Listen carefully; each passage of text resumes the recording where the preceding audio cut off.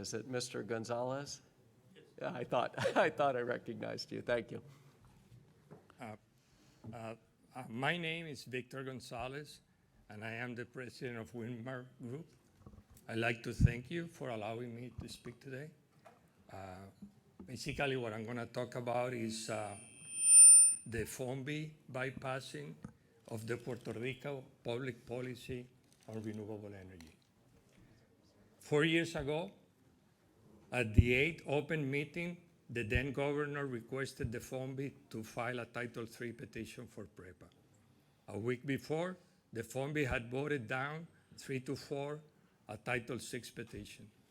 So a few days later, the FOMB filed the Title III petition promising a prompt negotiated settlement.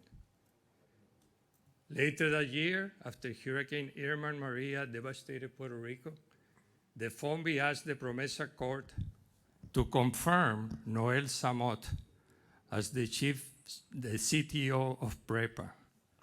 On November 16, 2017, the court denied the request. I would like to quote a few sentences from Judge Swain's opinion and order that turned out to be a forewarning of what FOMB will do. I quote, "Although the FOMB could conceivably use its power under Section 204B to create bureaucratic obstacles to hobble day-to-day functions, such actions would be irresponsible in this court's view and would be directly contrary to the sense of Congress expressed in Section 204B. Last week, the FOMB General Counsel sent a letter to the Puerto Rico Energy Bureau, PREP, with a warning. The FOMB requests that PREP submit the proposed regulation and renewable energy credits to the Oversight Board prior to the issuance or effectiveness in accordance with the rules, regulations, and orders review policy established pursuant to Section 204B of PROMESA. What Judge Swain was afraid could happen if the FOMB invoked myriad others barrier to progress has happened. The FOMB has taken all power from the Puerto Rico Energy Bureau. How does that help increase the public's faith in the process and garner market support? But let's not be surprised. On November 27, 2017, when the PREP announced its disappointment by the court's ruling, its executive director told the public that the FOMB decided to focus its efforts to transform PREPA through a revised fiscal plan and other tools at their disposal. You, the FOMB, has chosen to be the sole ruler of the electric grid. You are the only one in the room where decisions are made. Your motto is my way or the highway. 4 years and no resiliency, no reliability, no renewable energy, only a 97% dependence on expensive, polluting fossil fuels. Finally, for those who don't know Windmar, let me just ask for 1 more minute of your time to tell a sad story and a happy story. Windmar Utility made a bad business judgment. Mr. Gonzalez, can you keep it kind of brief because we're well over our 2 minutes? With all due respect, Professor, before I started talking here, I checked with your staff how much time they will allow me. So if you are so kind, ask them what they told me, because I am doing exactly what I was told by your staff that I could do. But if you want me to stop, I stop. Go ahead and finish, just try. Thank you very much, Professor.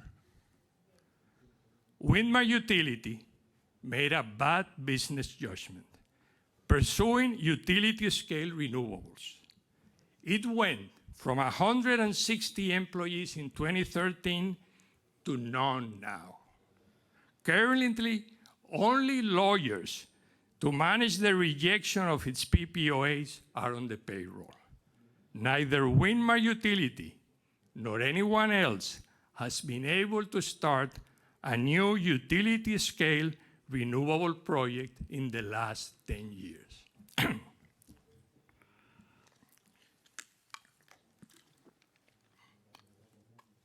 Now for the good part. But after Maria, Windmar Home made a good business judgment. It tripled down on residential solar and energy storage. Contrary to utility scale, we didn't need the FOMB, the PREPA, the government, the Donald. All we needed were credit-worthy consumers tired of the bullying of PREPA and of the unkept promises of the government and the FOMB. Windmar Home has gone from 4 employees in 2017 to over 1,000 employees today. Our training center graduates over 100 new eager employees every month. Please stop your actions against renewable energy. You are hurting the consumers and the growth of Puerto Rico. Thank you very much. Thank you, Mr. Gonzalez. I'm going to, I'll let Justin speak first, then Natalie, then Jaime. Thank you, Mr. Gonzalez. Appreciate your remarks. I just want to say, restate for the record that, and I think usually I have to preface what I say by saying I'm just speaking for myself, but I think in this case I can say the board, that we're completely committed to renewable energy and to what Puerto Rico's legislature has mandated in this regard. As you know, we're bound by what's affordable and what is compatible with a fiscal plan. I think that some of the projects that have come before the board before have been affected by that, but we want them to come back, and we want to approve as many renewable projects as we can. The one other thing I want to say is we need to get PREPA out of bankruptcy. It's been way too long. PREPA's been in bankruptcy. We've had more than one attempt with bondholders to get it done. When we get PREPA out of bankruptcy, it's going to provide a lot more opportunity for investment, and I think it's going to accelerate getting PREPA out of this state of having issues with reliability, as you say, and also accelerate its transition to renewables and natural gas, which is a more efficient form of fuel because you've got to have some mix and base load. But thank you for your remarks. Thank you, Justin. Natalie? Thank you, Mr. Gonzalez. I want to underline what Mr. Peterson just said. The board fully supports the laws of Puerto Rico that foresee movement in totality to renewable energy. The fiscal plans, the budgets, everything that the board has certified are consistent with that. However, certainly we do that within the boundaries of the law, and the law requires us to review contracts on the basis of 2 things: the consistency with the fiscal plan and promotion of market competition. So yes, there were contracts that were not approved in line with what the law identifies as the limitations for us. That said, we welcome, we urge, we are supporting, 1, the RFP that is already being completed on the first 1,000 megawatts. And if I understand correctly, a second RFP for a second 1,000 megawatts is around the corner. I don't know if it's next week or the week after, but shortly coming. I think in terms of the system rebuild, we need to remind everyone here that the government, the board, I'll say, PREB, everyone has done everything they can, but the reality is that 4 years after the biggest hurricane in memory, the reconstruction is only now beginning. PREB has approved the first $1.4 billion of reconstruction projects using the FEMA funds. So yes, we have an unfortunately very, very fragile electric system because the emergency recovery, the emergency measures that were taken right after the hurricane are measures that don't always hold for 4 years, right? They're things, they put up things to get the electricity on, but it doesn't mean that it's something that's going to be functional for 5, 6 years. And we're 4 years after the hurricane, almost 5. And so the reconstruction is now beginning. The regulator, with whom the board is not interfering, is moving forward, has approved the work that PREPA will do with LUMA, with PREPA to rebuild the system. And that's when I think we all expect, should demand and expect improvement in service once the monies are invested that we have gotten from the federal government into rebuilding that system and making it more resilient. But you can't expect that to happen before the monies are ever put to work. And the monies have not yet started to be invested. They're only now being started now under this administration and this year to be invested in the reconstruction of the electricity system.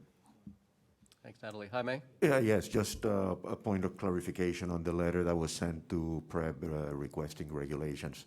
That's part of our overall policy with respect to agencies of the government of Puerto Rico. Whenever there is a regulation, circular, administrative order, we are required to review it in terms of consistency with the fiscal plan. So we were not singling out the PREB. It is just part of our regular policy. Thank you. Thank you, Jaime. And Antonio has a few remarks as well.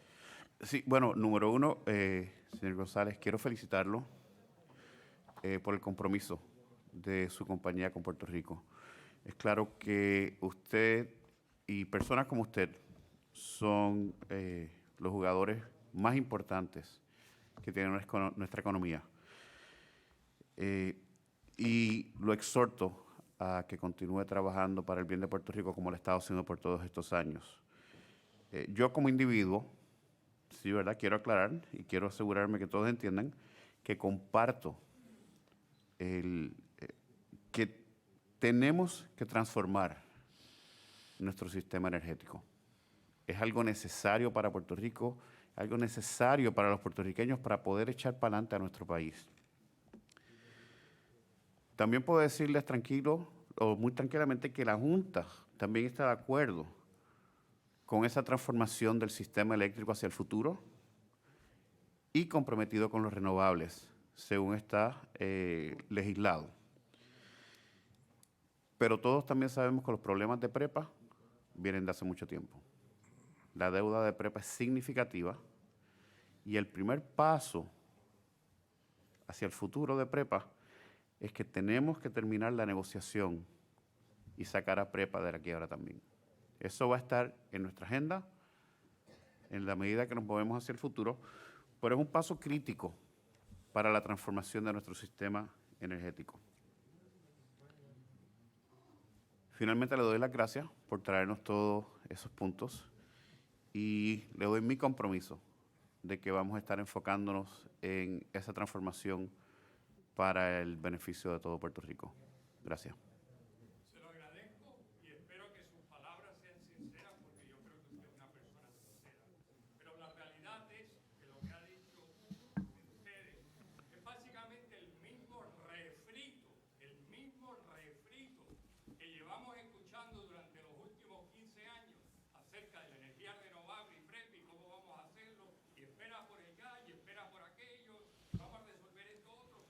Ese refrito ya estamos cansados. Gracias a Dios, los consumidores no les creen a ustedes, no creen a PREPA y han buscado una solución para sus problemas en un mercado competitivo de trabajadores puertorriqueños y de capital puertorriqueño. Sí, y nuevamente le agradezco esas palabras. Yo creo que usted está representando el sentir de los puertorriqueños con respecto a los problemas que tenemos en el segmento de energía. Le puedo hablar con optimismo y como prueba de ese optimismo le quiero hablar de el presupuesto que se certificó en mayo de este año por primera vez en un acuerdo entre esta Junta, en la que yo pertenezco, con el señor gobernador, la Cámara y el Senado. Me reafirmo en ese optimismo, en el proceso que estamos llevando a cabo ahora con este plan de ajuste para resolver la gran parte de la deuda de Puerto Rico. Y me comprometo con usted y con el resto de Puerto Rico en que vamos a continuar trabajando y que PREPA, la deuda de PREPA y la transformación de renovables está en nuestra agenda en el futuro cercano. Gracias. Do we have any other public comments? Or questions? Thank you. Good morning. My name is PJ. Can I take this off? You can take it off. Yeah. Thank you. Hi, I'm PJ Wilson. I'm the founder and president of SESA, the Solar and Energy Storage Association of Puerto Rico. We're a nonprofit that represents manufacturers, installers, finance companies, and solar and battery storage developers of all sizes, from homes, businesses, microgrids, and large-scale utility companies, including Windmar, was our first and one of our favorite member companies. First, just procedural question. Mr. Peterson, at the beginning, you said that written comments would be posted and responded to quickly. I don't know if this is an oversight, but from your last meeting on July 1st, there's no responses yet posted from 11 weeks ago. Okay, and I'm not, Is that true? I didn't say that. We'll look into it Yeah, immediately. we'll take Yeah. care of it. I said they would be responded to promptly. Yeah, we will look into it. Okay. Thank you. Two questions I want to make. One is that Victor Gonzalez detailed a lot of concerning things that we have seen happen from the perspective of many solar and storage companies, especially pertaining to the PREPA RFP that's out right now. The action that happened, I know there's a lot that's already been said about this, but from last year when the 600 megawatts, the 450 megawatts was rejected of the large scale solar contracts that had been approved. It would be really helpful to solar developers who are participating in that RFP if they could have a commitment today that the Fiscal Oversight and Management Board will not step in at the end of the process and deny any contracts that are awarded by PREPA, approved by the Energy Bureau, approved by the P3 Authority. Sir, we just need to complete, the logic is not our choice. The law, the PROMESA law provides the last say on contract review on the basis of those two criterion to the board. Okay, I'm obligated to make the request. Got it. So it's something that would help the confidence of the local and international market in the RFP process if they had that assurance, but I understand if you can't give it. My second question has to do with the PREPA debt, which this looks like good news for the central government's desk, debt being solved. We're seeing a lot of strong political support from Governor Pierluisi. Thank you so much for speaking at our conference recently, and Antonio Medina as well. We're seeing a lot of political support from the legislature and the executive branch for renewable energy moving forward. And we know that solving PREPA's debt is really important for lots of reasons. But we're also seeing lots of political opposition to solar taxes, which we, as the solar industry, define as anything that makes the cost of solar higher and therefore lowers the rate of deployment. So my question is, can the Fiscal Oversight and Management Board include the solar experts, and particularly us, the Solar and Energy Storage Association, in helping to come up with politically possible solutions that can move forward and help get PREPA's debt solution solved quicker?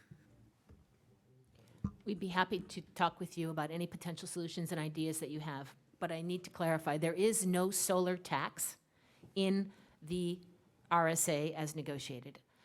There is a charge to all and everyone who are on the grid to participate in paying for the legacy debt that was incurred by everyone who's been on the grid. There is no tax on solar. There is no differentiated treatment or poorer treatment or incremental charge if you're on solar. But that said, we should meet and we should talk about any and all ideas that you have. Okay, I really appreciate that. We'll look forward to meeting and just need to reiterate from the solar industry's perspective, there's absolutely, we define it as anything that increases the cost of solar, and it's 64 times in the current RSA. It says behind the meter charges. We require new meters to be installed and new charges to go on solar production. I appreciate your perspective, but we have to continue campaigning against anything that would slow down the rate of solar and storage, because that's what saves lives during blackouts here. Thank you. Justin?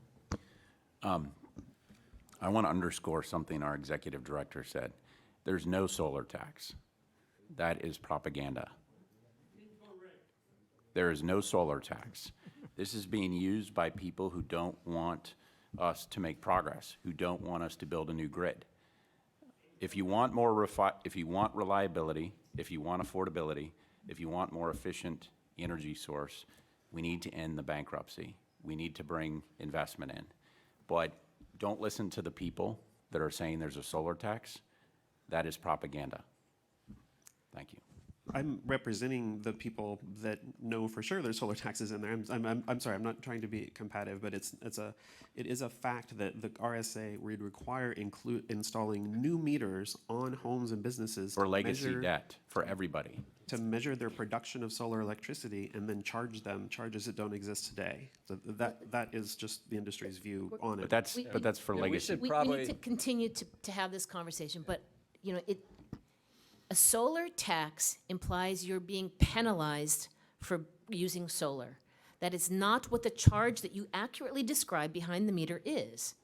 The charge behind the meter is, as Justin Peterson just said, your contribution, because you're staying on the grid, you're relying on the grid, you're using the grid when your battery is not full and you need to have power.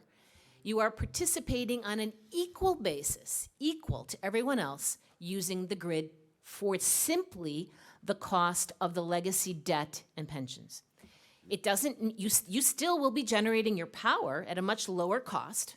So your bill will still be much less per kilowatt hour because your fuel cost is so much less. No one is changing your fuel cost. However, if you remain on the grid and you rely on that grid, and that grid is what enables you when it's cloudy or when your battery is insufficient to provide it, you need to participate in the legacy costs. Now, if that wasn't there, right, which is, I think, the proposal from the solar industry, let's be clear in Puerto Rico what it means. It's still the same amount of debt that has to be paid and still the same amount of pensions that have to be paid for PREPA employees. But then if you take everyone who's chosen and can afford to put solar on their rooftop, that means that everyone else who can't, who remains on the grid and relies on the grid, has to pay more. You are, in essence, excuse my language, damning those who remain on the grid with the past legacy cost. Again, we're not talking about your cost of fuel going forward. That's your benefit from putting in your solar, and that is your right.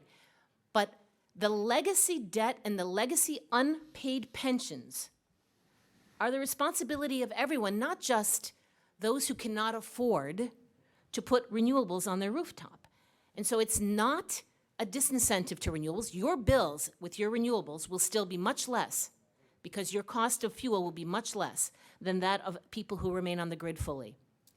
But in terms of a responsibility for the past borrowings and the past underfunding of PREPA employee pensions, everyone on this island, we all share in that responsibility.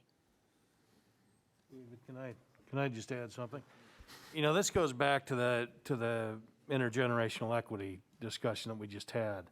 And this is something that going forward, we really need to make sure overall within the Commonwealth and all these units that we're really accounting for and funding these liabilities. Because just like pensions, the current taxpayer has to pay pensions of the past, right, for the current retirees. And that's money that current taxpayers should be going to fund current services, the services they're benefiting from. Same thing with this. It's the same concept. There's a whole bunch of legacy debt that those who leave the system can't just saddle everybody else who's on the system with that debt.